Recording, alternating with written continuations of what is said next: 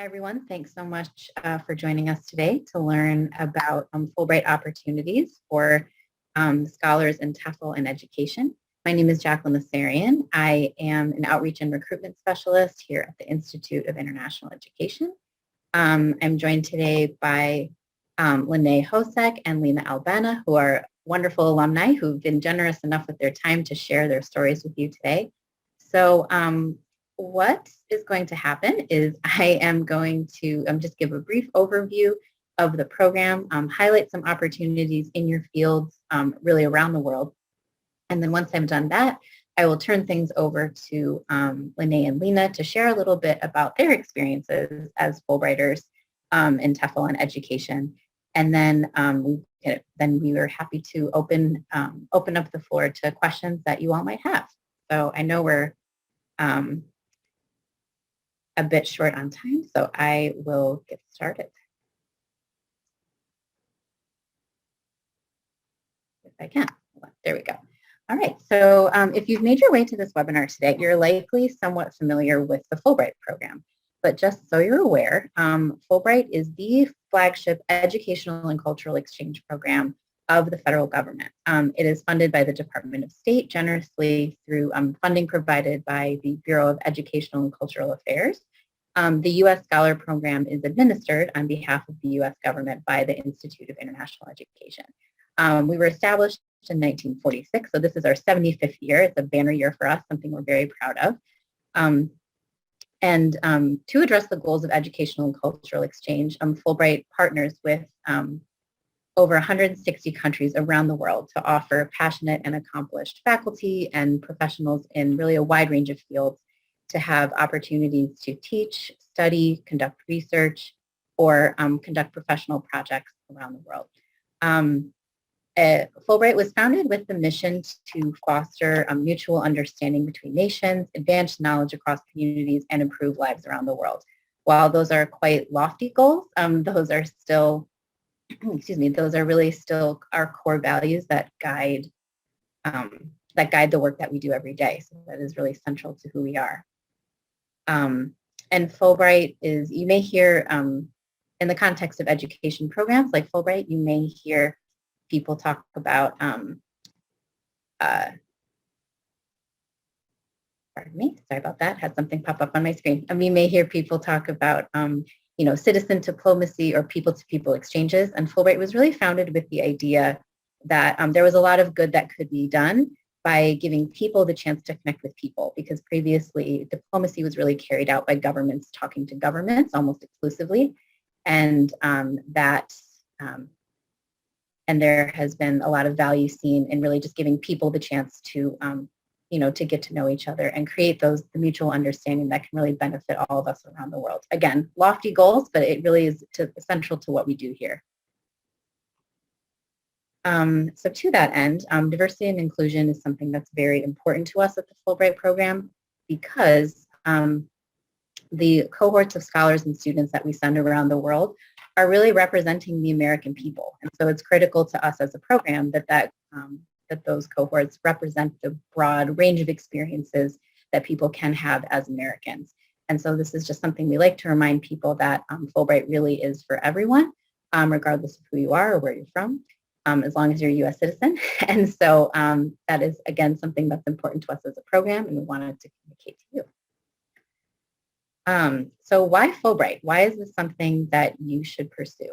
Fulbright can be transformational for you. It allows you to foster relationships that are really long-lasting. I think in education, we hear the word sustainable partnership every day, but Fulbright really does allow you to build those kinds of long-lasting bonds that can go with you really throughout the rest of your career.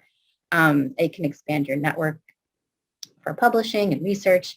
It also can allow you to be more multicultural in the classroom. Perhaps if you haven't had it can give you new experiences and also allow you to bring that home to your students here in the United States. It allows you to serve as an ambassador for international exchange and also get the professional recognition of being recognized as a Fulbright scholar and joining a vibrant and very active network of alumni like Lene and Lena, who are with us today. Fulbright, as far as fellowships are concerned, is actually quite family friendly. Just over half of our awards provide some kind of dependent support to support scholars who would like to bring partners and children with them. And many dependents do go on to have international careers of their own. I think that's something we're always really proud to see, particularly children of scholars who accompany their parents abroad are often very profoundly affected by that experience, which is fantastic. And Fulbright is also supportive. Over 70% of applicants engage with IIE staff like myself and my colleagues really throughout the application process. And then while you are in your program in country, we obviously continue to support you as well as in-country staff at Fulbright offices support you during your stay as well. You also will have access to Fulbright alumni as a resource. I think you'll find the alumni that are with us today are very generous with their time, but that's really, I would say, quite common. I think many Fulbright, I'm thankful to say many people do have positive experiences and are helpful to be a resource to people who are interested in the program and to just share as much as they can.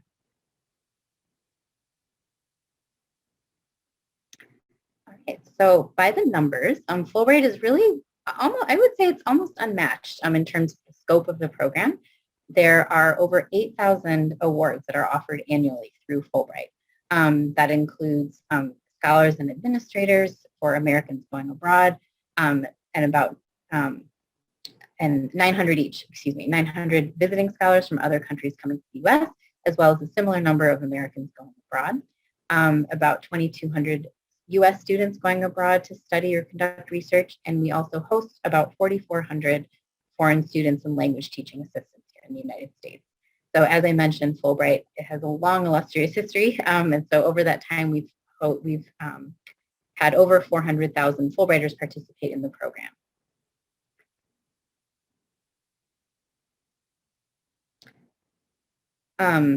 So with this, we just wanted to show you there are different kinds of opportunities that are available, which I'll explain in greater detail in just a moment.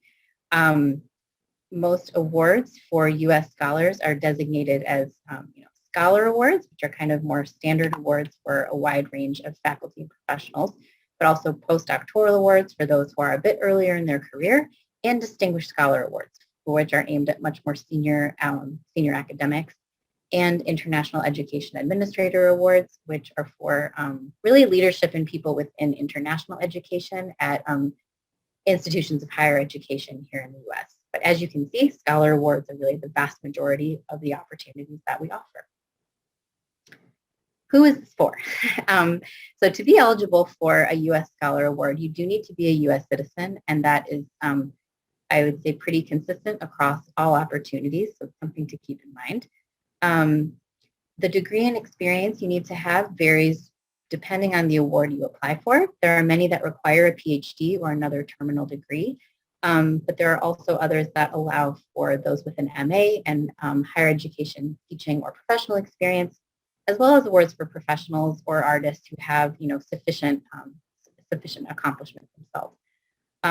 There are also other policies scholars should be aware of that they need to comply with for eligibility. One is for previous Fulbrights and waiting period between grants.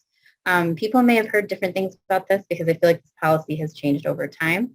The current policy that's in place from the State Department allows for you to, there's no lifetime limit on the number of awards you can receive as a scholar. You simply do need to be sure that 2 years have elapsed from the end of your previous grant to the application of your next grant. So for scholars applying to begin in, for scholars applying in this next application cycle, their previous grant should have ended by September of 2019. Something just to keep in mind. So as I mentioned, there are 4 types of awards. And there's also, most awards are anywhere from 2 to 12 months. It depends on the opportunity that you're applying for. There are many that allow for the flex option, which allows you to make multiple shorter trips to a destination for research or teaching. This is available in 63 countries and across all world regions, and those trips can be completed over a 2-year period. Most of the awards that we offer are specific to a certain country, but there are also opportunities available throughout maybe a specific world region, and there are a couple of global awards that are available too. So some things to consider before you might apply for a Fulbright Award is how could this benefit you professionally? Is this an opportunity that you've always been looking for? Or is it something that's kind of come across your desk and your interest has been piqued? So, if it's more of the latter, it's good to think pretty critically before you begin your application process about how this could benefit you. Is this something that could maybe have an impact on your students or your institution? Could this connect you with researchers that are working in your field that could, have a positive impact on your, on your professional work, that sort of thing. Also, how could this benefit you personally? I think it's pretty easy to imagine how one could definitely grow personally from having this kind of an experience abroad. Whether it's whether you're going by yourself or whether you're bringing family with you. I think there are a lot of really concrete personal benefits to having this time, teaching or conducting research in another country.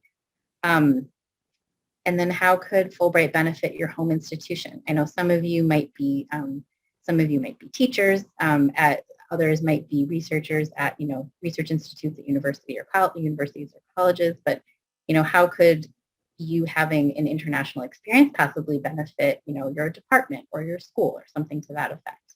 And also think too about how your institution might support faculty on fellowships. Obviously, this varies widely across U.S. higher education, but I think you'd be surprised. There are some colleges and universities across the United States that may have some resources available to support you during the application process and also to support you if you are awarded one of these opportunities.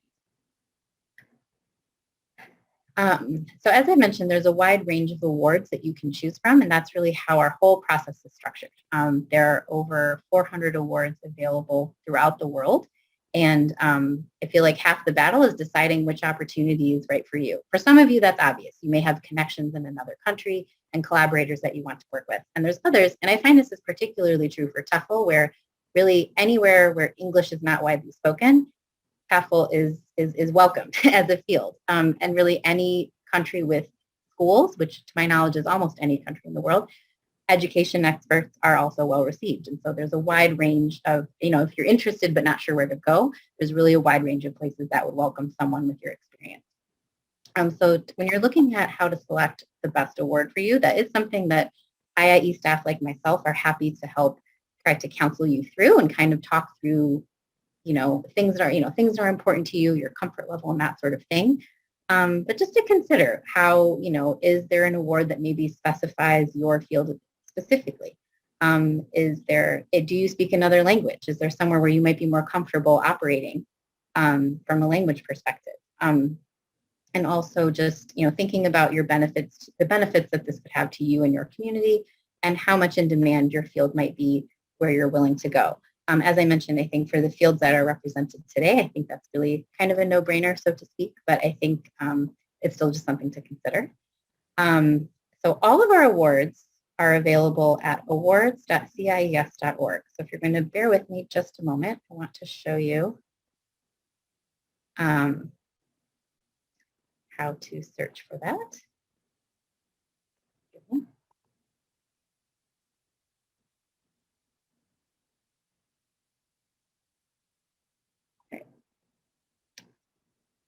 Can you see the awards catalog, Lena and Lene? No? Okay. Sorry, just a moment, everyone.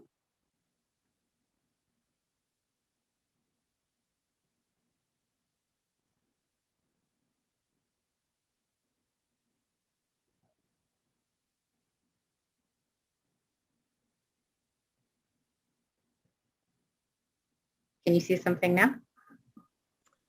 We're still seeing the page on your PowerPoint. Or okay. Your slideshow. Thank you. Hold on just a moment.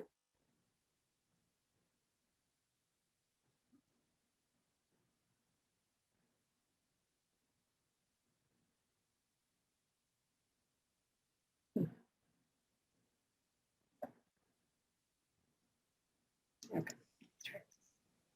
We've got it now. Okay. All right. Thank you, everyone, for bearing with me.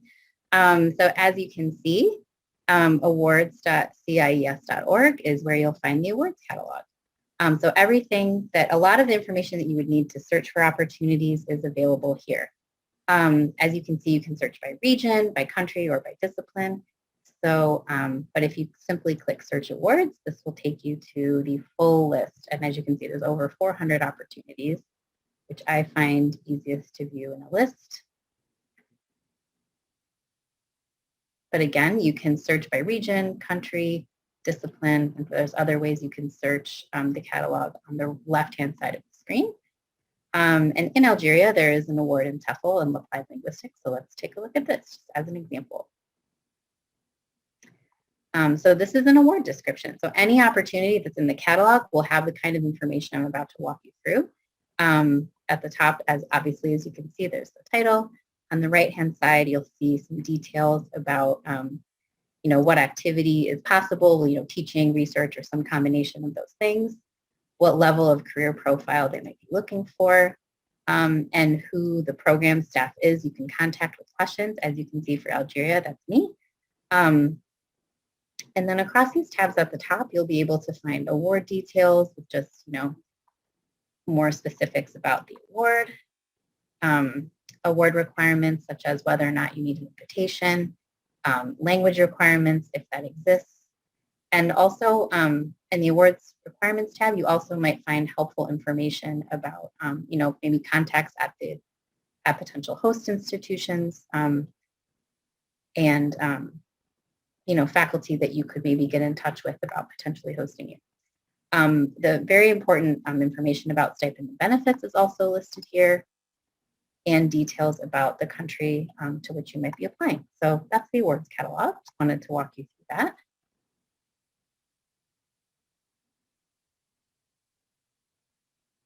Now, just one moment, please.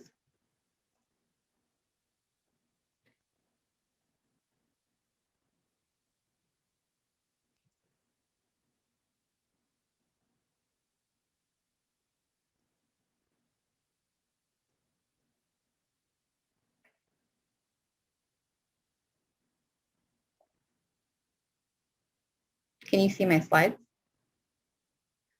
Just a moment.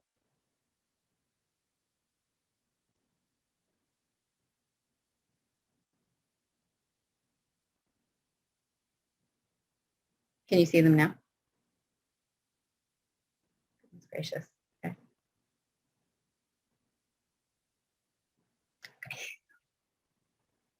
I appreciate these teachers giving me affirmative feedback. I love it. Thank you very much.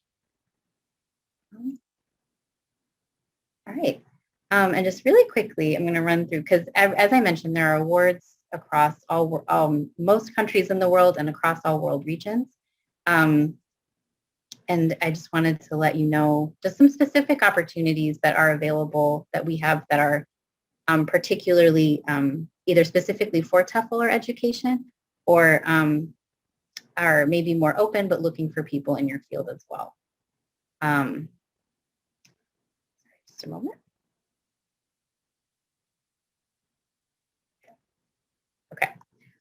So within Europe, as you can see, Europe has a longer list of awards. Europe is actually, as far as awards are concerned, the largest group of awards that we have here at Fulbright. So in Estonia, and also for many awards in the catalog, you'll see things that are listed as multiple disciplines or all disciplines.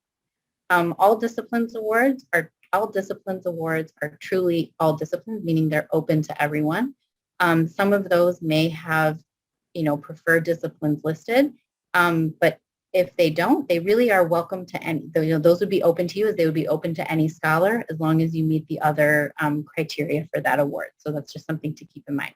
If you don't see an award listed, if you say you have your heart set on country, say you had your heart set on going to Italy, for example, and Italy is not listed here, Italy actually would be able to receive you through an all disciplines award. So I'm happy to talk about that more during the questions, but just so you're aware. So in Europe, as you can see, these are countries and awards that are all either specific for education or TEFL, or list one or both of those fields as a preferred field. So this, as you can see, there's quite a bit that is available in Europe.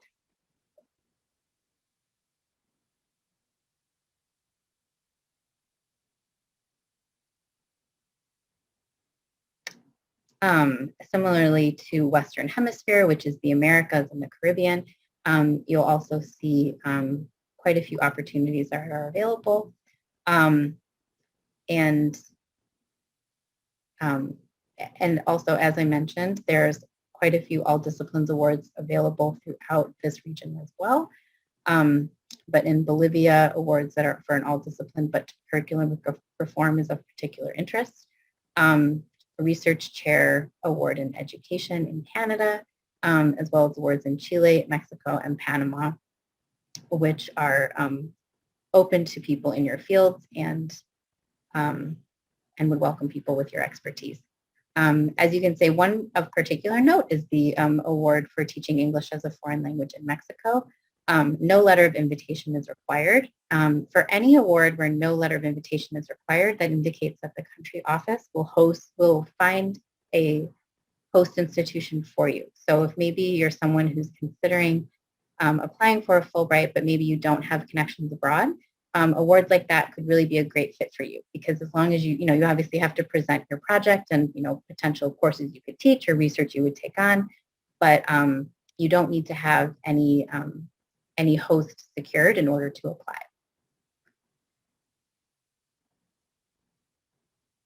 All right. And also in East Asia Pacific, within that region, there are many all disciplines awards. Mongolia, Vietnam, Malaysia, and Indonesia are all some that have expressed a particular interest in hosting those in education. But again, your opportunities are by no means necessarily limited to those opportunities. And similarly, in sub-Saharan Africa, there are all disciplines. There's an all disciplines award in Guinea where TEFL is a preferred field, and in social sciences and the humanities in South Africa, education is a preferred field as well. In the Middle East and North Africa, I will say, compared to other regions, TEFL and education is really of particular interest. There are 4 awards that are designated specifically for people in those fields.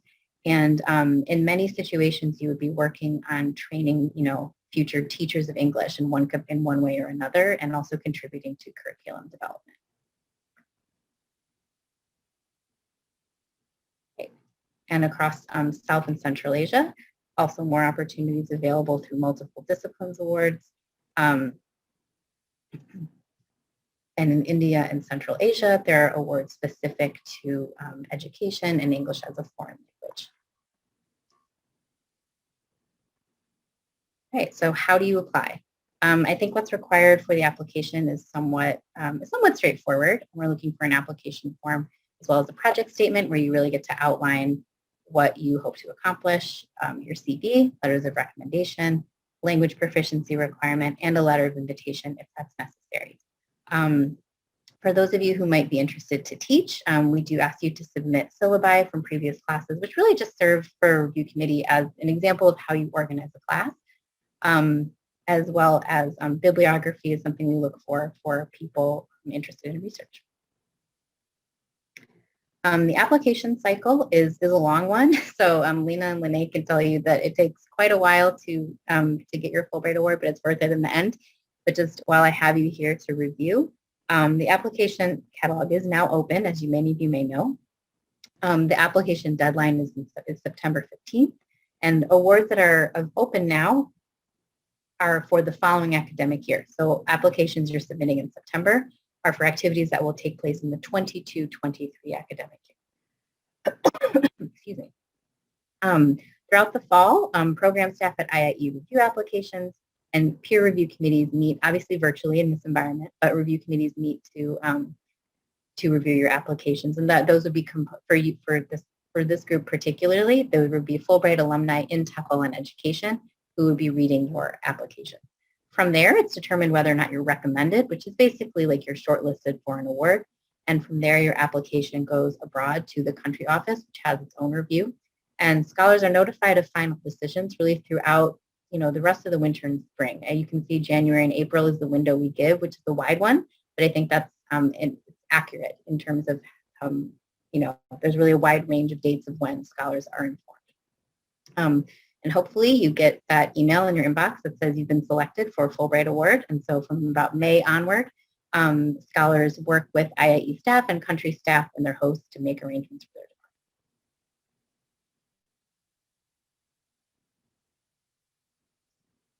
departure. All right, so now I would like to give our alumni the chance to share their story. As I mentioned, Lena Albana and Lene Hosek are with us today, who have both served as Fulbrighters abroad and in your field. So Lena Albana has actually had 2 Fulbright Awards, one to Lebanon and one to Palestinian territories. And she is also a Flex grantee who I believe is between her 2 different trips. So I'd like to give you, Dr. Albana, a chance to talk a little bit about your Fulbright experience.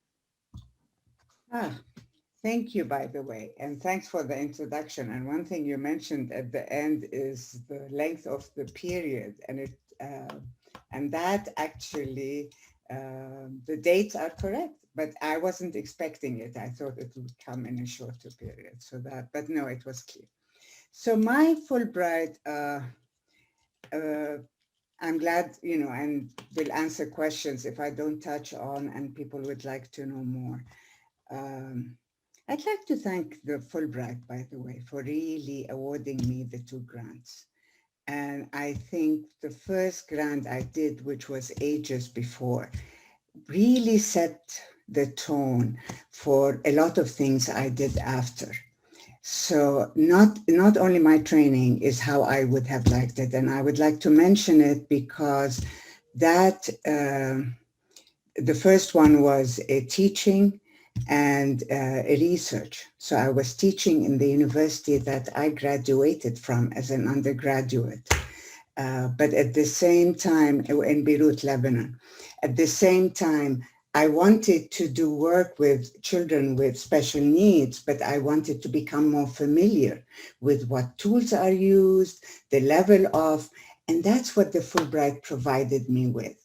So it really set the ground for all the work I did after internationally. So, and that's where the flexibility of Fulbright is amazing. It was necessary for me in order to share my knowledge base in whatever training I have, to be provided with the opportunity to become familiar with what exists in Arab-speaking countries. The reason I say Arab speaking because I'm a fluent Arab speaker, and that helps, especially in what I was doing in assessment and psychology. So it allowed me to really become familiar, and I really wrote the grant the way I thought. I wrote it to what I thought would be essential. I developed it, and I was nicely surprised that I got the grant, because I really wrote it to what I would like to do and what was comfortable for me.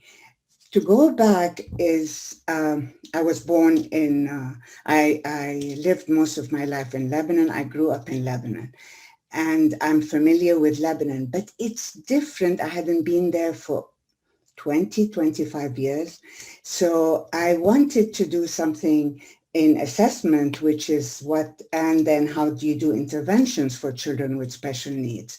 And to do that, I wanted to know a lot of information, otherwise I thought is essential in order to build even in the training. It's not enough to teach, but to teach in what is applicable to the people who are practicing whatever you teach in that country. So that was my first grant. My second grant, which was, as you can see, there's quite a difference. I had still continued practicing in my profession.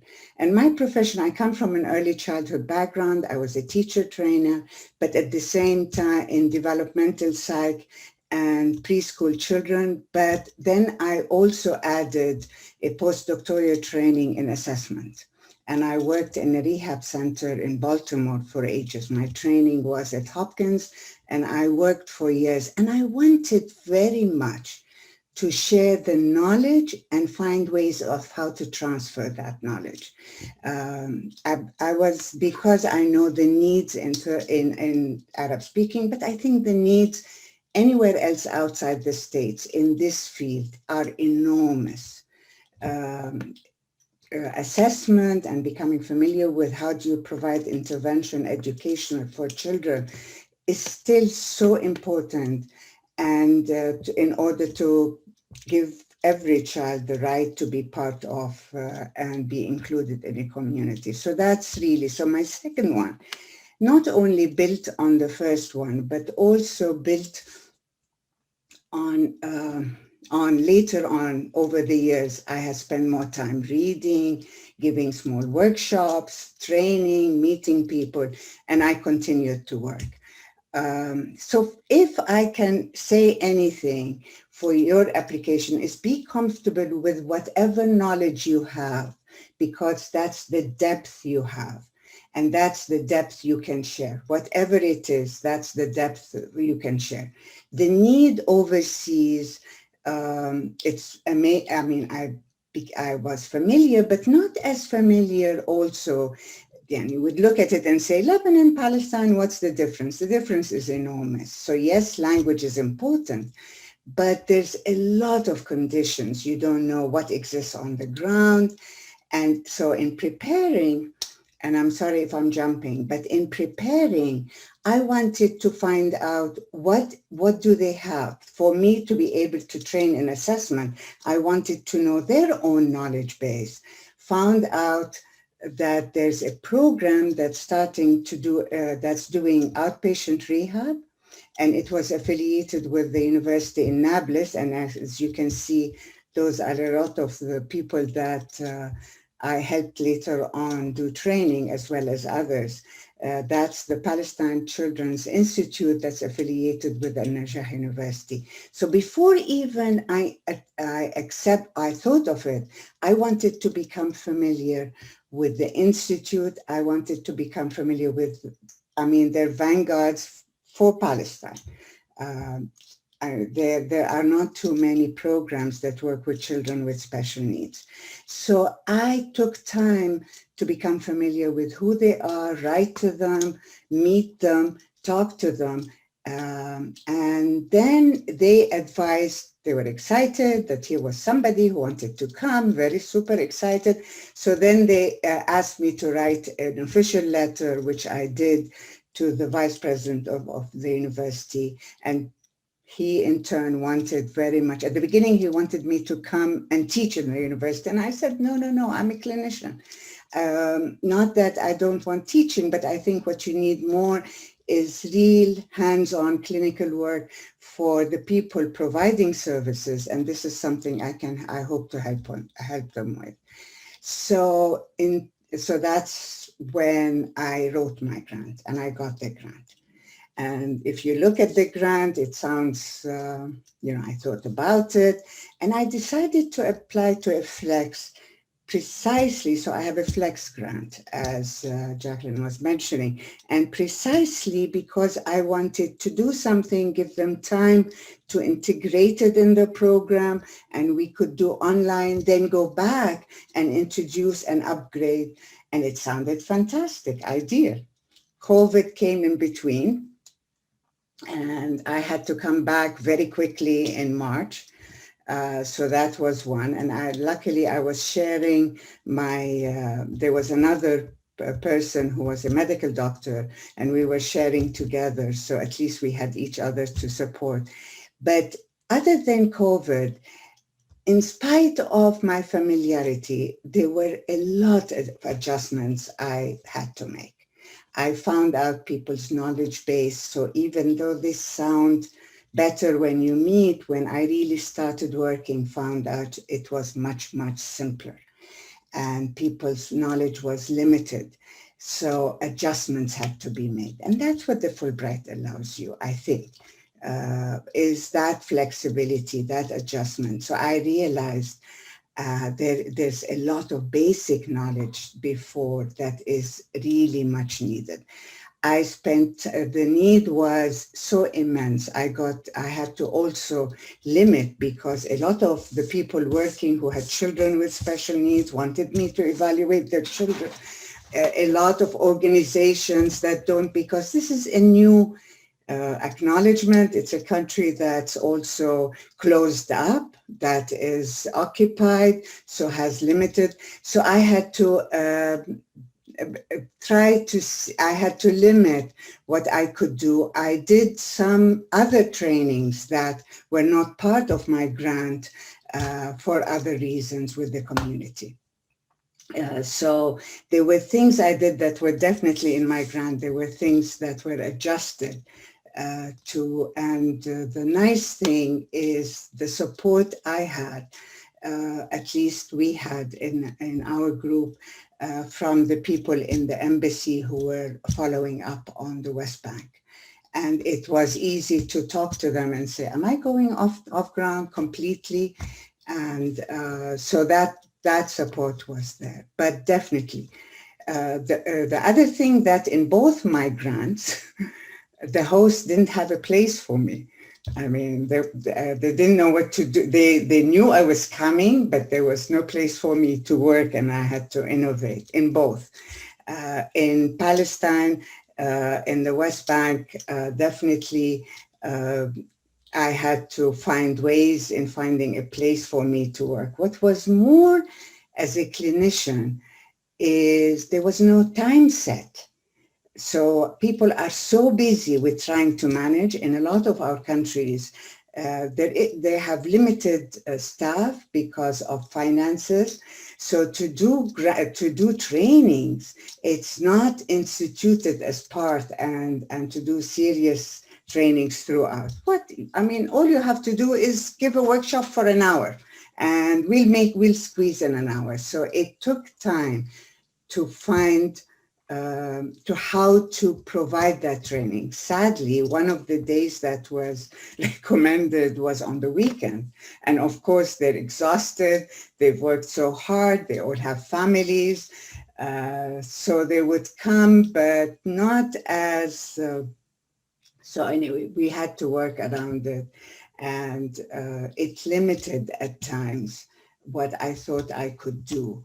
And I had to work very innovatively to say, to really do hands-on training and create the time for it, plus create the knowledge. So a lot what I had in my curriculum, some of it, of course, were applied, but some of it was not. And adjustments constantly were being made by me and with whoever. It took also a while for the administrators to work with them, to really make them to appreciate the importance of that, because eventually they have deadlines, they have limited staff, they want to raise money, they have other more important things on their calendar. They love the fact I'm there, but then they have other things. So that took some work. The other thing is, after we came back in COVID, because it was interrupted, I continue my work with them online. And thanks to Zoom. Yeah. We didn't have Zoom before. No, really, I think for international, Zoom is a blessing. Because it will eventually bridge the gap of knowledge, which is increasing, not decreasing. So I continued, and amazingly, they are ready to come after work and are able to focus much longer. So I find I'm being able to train and do peer reviews and discuss the cases because they don't have other work to do. So that's in a nutshell, unless there is other things you would like to ask, we would love to share my experience, which I think was extremely positive, and I still think is extremely positive for me. Thank you so much for sharing that story. I appreciate that you are someone who that really was able to flex your flexibility muscles. I think like being flexible and being able to adjust is something I think most educators are used to doing, but in a Fulbright, you have to do that really to a pretty, in a pretty intense degree sometimes. So thank you so much for sharing your experience. So now, Lene Hosek, I'd like to give you the floor to talk a little bit about your experience going to Kazakhstan. Yeah, thank you. And I'm so happy that Lena remembered that we really need to thank Fulbright. This is an unbelievable opportunity. This is life-changing in many ways, hopefully good ways. But this is an opportunity that really allows you to become part of a community. And I guarantee, no matter where you go, you will be the popular American and you will be in high demand. So be ready for that. But this is really a wonderful opportunity for diplomacy, for making friends, for establishing colleagues, for thinking of innovative ways to work with people, not just while you're there for that year, but possibly for a lifetime of your career. So have an open mind to that. Be thinking about that, because that can really be the exciting part of your Fulbright experience. My experience in Kazakhstan was interesting. I'll share a couple of things. Flexibility is one word that you need to make yours. Always, always be flexible. When I wrote my grant, I had big ideas of what I was going to do and how I was going to help these teachers. You know, my experience was at the University of Kansas, working with international programs, training teachers which came to our campus, sometimes for an entire year. And I loved working with those foreign English teachers. They came into our midst and we could really get down to the hard work. I thought, what could be better than going abroad and doing the same thing? That worked out to be true for me. It was wonderful, but it was not at all what I expected or what I had planned. So I think knowing that you have things that you think will work, they have things they want you to do, and somehow finding the middle ground, finding what is beneficial for the people that you are working with, no matter what your field, is the ticket. That's what you need to remember. You are there to help them do whatever it is they do better. And hopefully your experience and your knowledge will build on theirs. So yeah, I ended up doing totally different things than I had originally planned, but it worked out to be so wonderful. What I did was much, much more teacher training than teaching. Now I consider that to be much more sustainable. In the education field, we can go into a university, in a foreign university, and teach a couple of classes, but then, and hopefully those students that we work with will take that information into their careers and pass it on to their students or whoever. However, if you work with a number of teachers, then they affect hundreds of students over the years. And then those people have the potential to affect hundreds of people over the years. So all I can say is don't ever underestimate the value of the work that you're doing, because for years and years and years, what you are doing will be passed on to other people in that culture, in that country, and maybe even they will spread it around the world. That's what's happening to me. And so, you know, the teachers I worked with are now going to other countries and sharing ideas that we worked on, curriculum things that we worked on, methodologies. You know, it's exciting. It's exciting now for me to watch them. So don't underestimate that.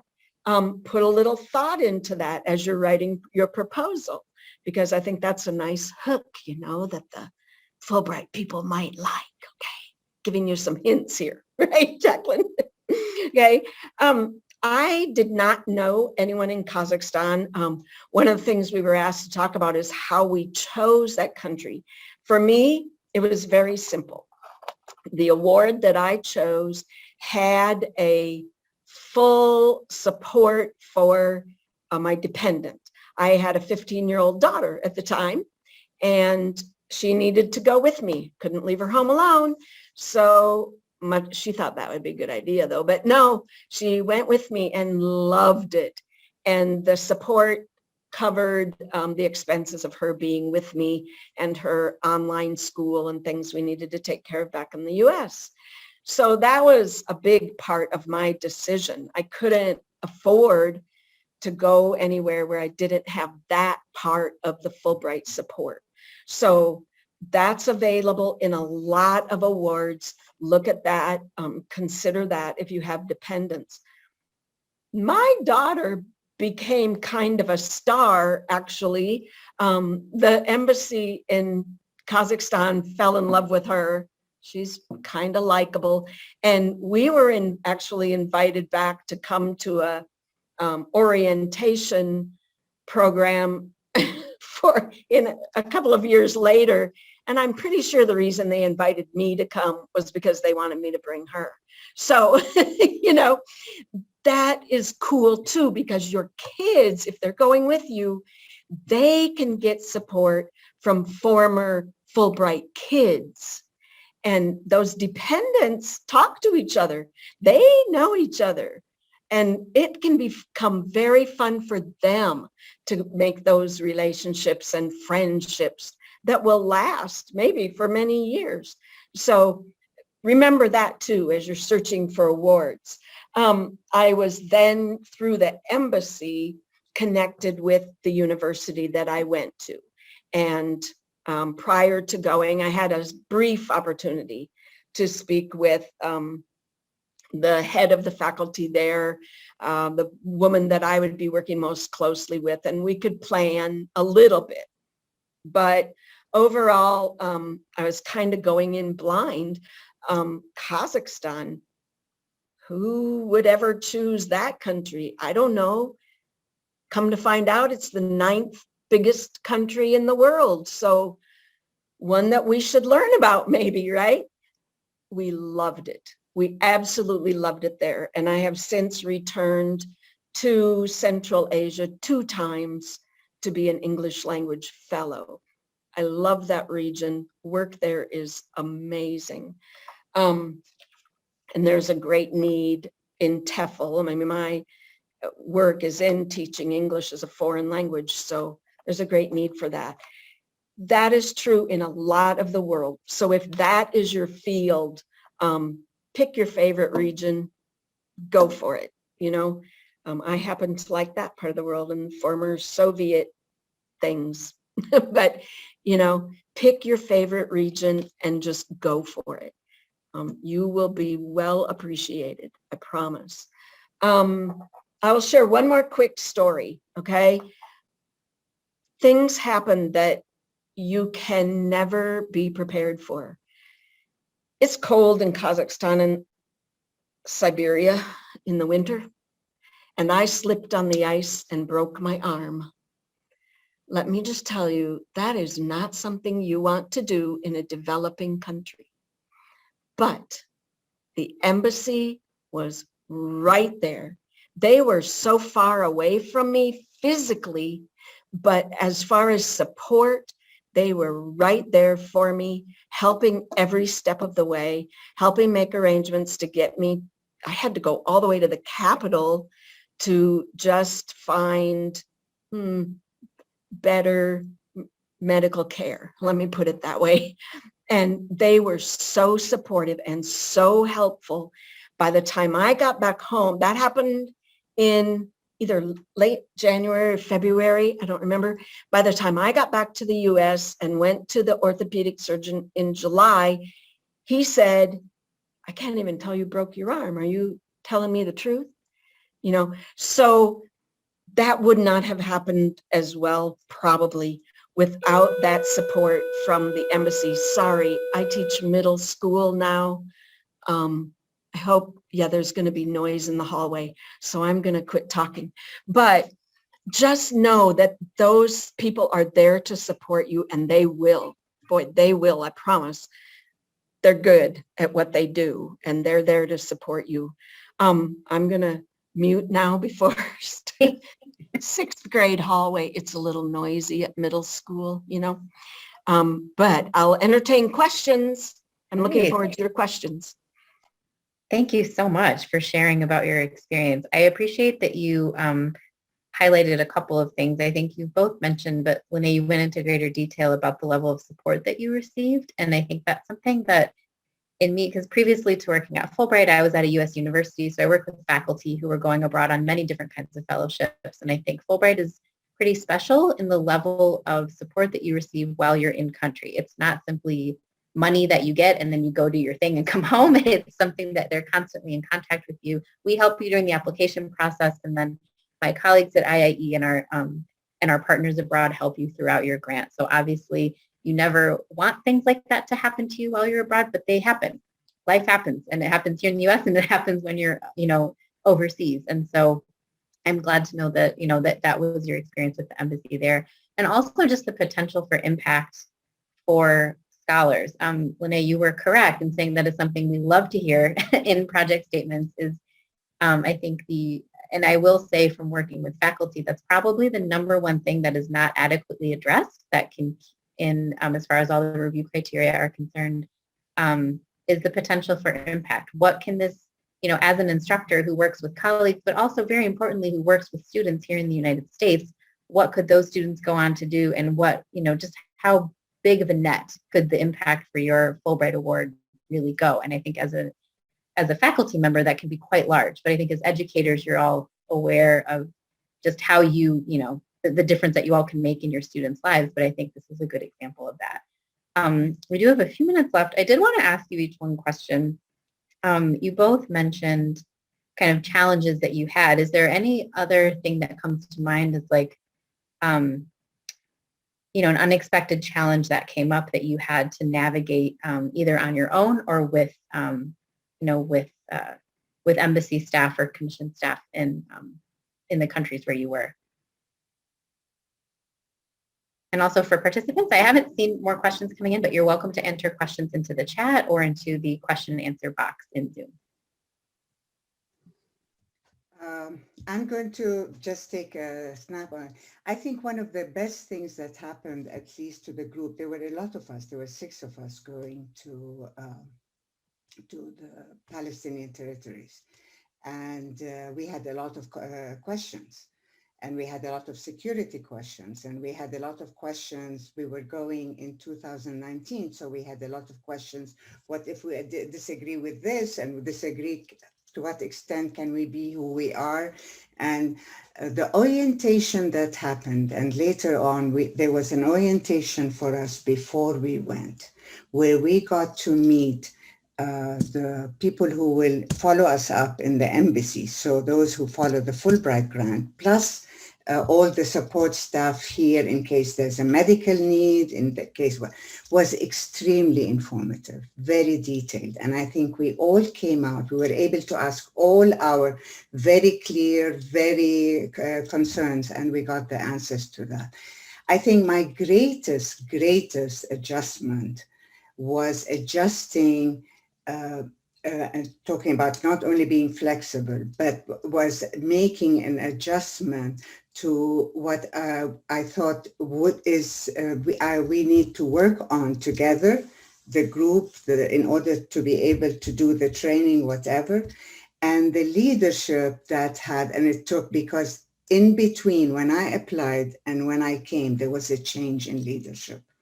So I had spent time talking to the previous leadership, the person who was directing the program, one of the doctors, so had time to adjust. And then when I came, I think this president had a different vision, and rightly so. I mean, it's the vision of the Institute, but how to adjust and work with that was very important, and at the same time remain ethical to what I felt as a clinician, as a practitioner. So in the long run, I was to be, he was very anxious to use me as, here we have this doctor from the States, and I had to say, wait, I need to do more training. That's much more important than being, so it took a while, and that took an adjustment for both of us, for the person himself and for me to become, and it was amazing. And as a result, this might become the pilot where others come and train. But it still needs a lot of work. So it's still not done, and it still needs a lot of work. But yeah, that was for me one of the main adjustments. Okay. And Lene, how about you? For me, before I left, I was supposed to go to a university on the exact opposite side of the country. Sorry. And at the last moment, the president there said, Americans only come here for the oil money. I could care less about oil money, but he still didn't want me to come. And so really at the last minute, in late July or August, my whole plan was changed, and I ended up at a different university on the east side of Kazakhstan. And that took a lot of work with the embassy they had to find a new place, get me all resettled. It was crazy, but they took care of every detail, and made sure that I and my daughter were comfortable, and that, we could proceed. Turned out to be the best decision ever made. We loved it there. So, you just have to be prepared and know that the embassy staff will help you. They'll help you, and they'll do everything you need them to do. Just ask. That is very helpful to hear. Thank you. I know I said this before, but I think it bears repeating, like your ability to be flexible will absolutely be used while you are a Fulbrighter. I think everywhere in the world, there are things that come up that can make, if you're not flexible, it's always a challenge, but how you approach it can really make a difference in how and what the outcome is. So thank you for sharing that. There was one question that came into the Q&A, so I just wanted to address that for the group, was whether it's more, just speaking about choosing an award, being able to narrow things down for countries that might have language requirements. The question is, are those maybe less competitive than those where someone could go without being able to speak the language already of the place where you're going? I will say, I think many American academics are maybe not able to do their research or teach in another language, unfortunately. And so that can be limiting for, many awards throughout the world do not require proficiency in a foreign language. So if that applies to you, do not worry. There are many opportunities that would be available to you. But if you do speak another language well enough, especially to teach in it or conduct research, I think that does open some doors for you. And so, if you have some language abilities and there are some countries or a region that interests you, I do encourage you to reach out to the program staff that is responsible for those regions, because they can always kind of help you. I think, Lene, you mentioned Kazakhstan was kind of unexpected for you, and I think, or it's unexpected for a lot of Americans, I should say. And I think every region has those countries that I think are really where you would be incredibly valued as a visiting faculty member or visiting instructor, but a lot of American academics, it's simply not on their radar, so to speak. And so I think that's, that's where IIE program staff, I think, can really help you narrow down your search if you have a lot of things that are open. As my daughter and I say, be careful where you choose to go. You might fall in love with that place. Love that. And it's very true. Can I answer a question real quickly that came in the chat? Yes. Yeah. I have just a couple more minutes. Said that the peer committee in Washington sent their application to the foreign country last year, but then they were not chosen. Make sure you understand the process here. The peer committee in Washington sends many applications to each foreign country for each award. And then it's up to those foreigners to make that final decision. And that's a pretty hard decision for them.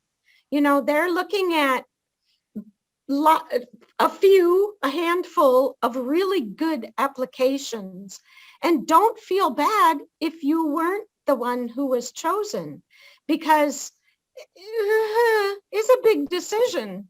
I've been on that end of it with Fulbright programming, where we have to choose one person, maybe two, and you've got 10 great applicants.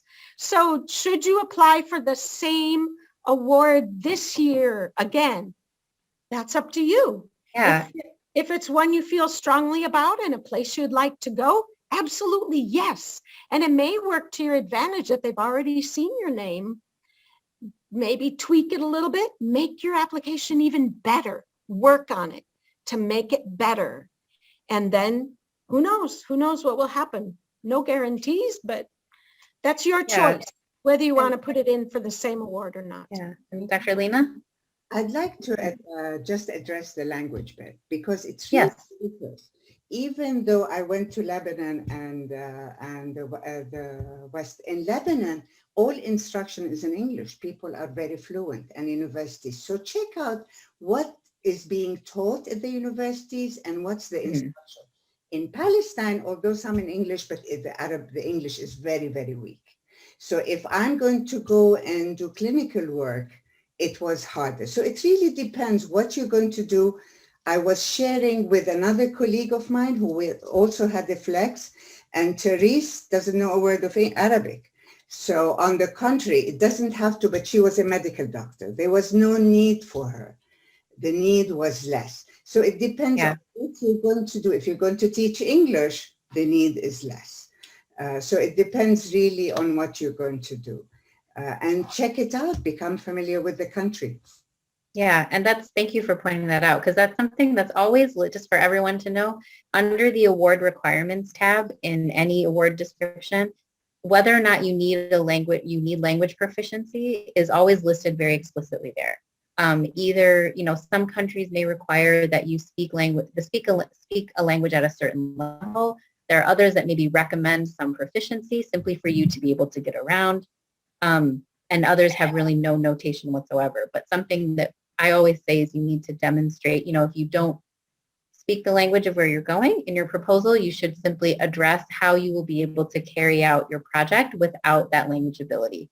So for example, if you are going to teach, students in a college of education who plan to be English teachers, and those students speak English as well as your colleagues, that's fine. But you just need to be able to demonstrate that in your proposal. And about reapplying, I think as Lene kind of mentioned, I think the Fulbright offices abroad really make that final decision, and that goes to the State Department for approval. But if you're recommended, I know, of course, it's always disappointing to apply for, in education, we all apply for grants all the time. Sometimes you win, sometimes you don't. But because Fulbright is a very competitive program. So, but I will say, if you're recommended, in my mind, you have kind of done your job in a way. Like if you're recommended, a review committee of your peers here in the United States reviewed your proposal and deemed it to be, for lack of a better term, like worthy of Fulbright funding. And so, if you were not recommended, then that to me would indicate that you had some more significant things to work on in your proposal. But, if you're recommended, you still put forward something that was strong on its own. That doesn't mean you can't improve it, but you should be encouraged by that. So I would, we always recommend, if you want to reapply and you want to kind of work through ways you can improve, you're always welcome to reach out to program staff. And even if we can't review your specific proposal, I think we also can talk through just different ways that you might be able to strengthen your application in general if you're going to reapply. So that's something I encourage you to do.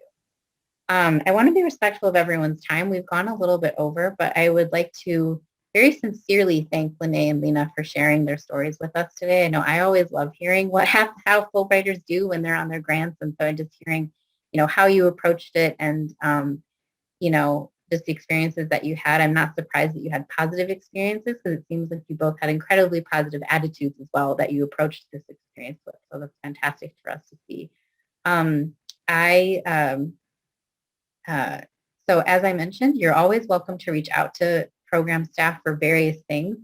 On any, so I just brought this slide back up. I don't know if you all can see it, but if you would like to stay connected with us, you can always find the program staff for a specific opportunity. It's always listed on the award description. But say you're interested in various regions, or you're not sure where you'd like to go.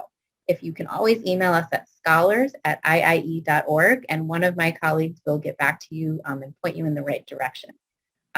You also, I know this may sound kind of obvious, but you're also always welcome to follow us on social media, which is kind of an easy way to just get, information about things that are currently going on in the Fulbright world, and hear more alumni stories who've shared their experiences with us.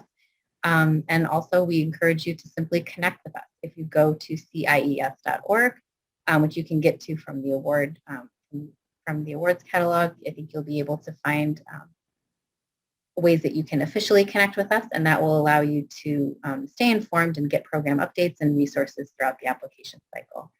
So again, I want to thank you all for joining us today. I'd like to thank again our wonderful alumni for sharing their stories. And I look forward to helping you all apply for Fulbright Awards. So please feel free to reach out.